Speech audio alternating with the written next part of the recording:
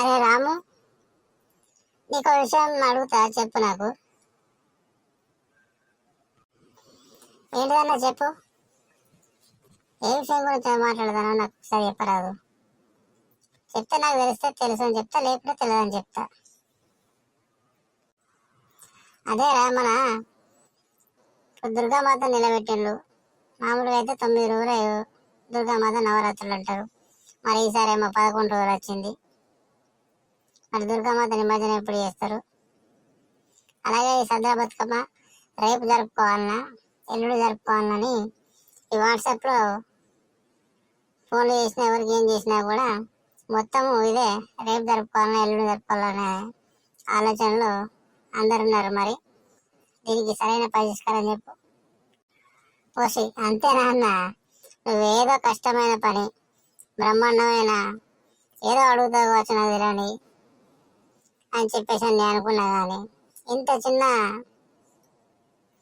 Question అడుగుతామని నేను అనుకోలేదన్నా. బతుకమ్మ పండుగ అనేది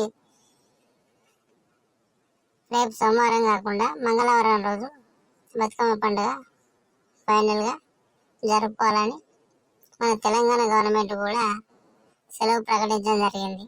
ఈ చిన్న మాత్రం కూడా తెలియకుంటే ఎట్లన్నా? ఓకేనా, ఇప్పుడు అర్థమైందా నీకు? సోమవారం కాదు, మంగళవారం రోజున సద్దుల బతుకమ్మ, పెద్ద బతుకమ్మ పండుగ జరుపుకోవాలని మన తెలంగాణ గవర్నమెంట్ కూడా జారీ చేయడం జరిగింది. Okay okay, super. ఇక సద్దుల బతుకమ్మ పండుగ అయిపోయిందంటే మనకు దసరా వచ్చేస్తుంది. మనం ఏం తెచ్చుకోవాలి, ఏం తాగాలి, ఎట్లా ఇంకా ప్లాన్ చేసుకోవాలి, ఎక్కడికి పోదాం, ఏంటిది, గొర్రెని తెచ్చుకుందామా, మేకని తెచ్చుకుందామా, మందు తెప్పించుకుందామా, కళ్ళు తెప్పించుకుందామా అనేది మనం దానికోసం డబ్బులు తయారు చేసుకోవాలి రోయ్. ఓకే అన్న, తప్పకుండా. నేను ఆల్రెడీ ఒకటి గొర్రెని మాట్లాడి పెట్టిన. మన 4-5 కలిసి తీసుకొని మంచి కిందంతా కడిగేసుకొని మంచిగా 2 కిలో 3 కిలో కూర వస్తుంది. అందరం కూడా ఒక్కటే కాడ కూర్చొని పార్టీ చేసుకుందామన్నా. అందరికీ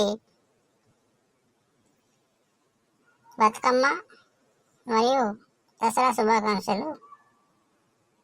అలాగే కొత్తగా నా ఛానల్ చూస్తున్నట్టయితే ఇప్పుడే సబ్స్క్రైబ్ చేసుకోండి, లైక్ చేయండి, షేర్ చేయండి. మీ ఎంఎస్ గౌడ్.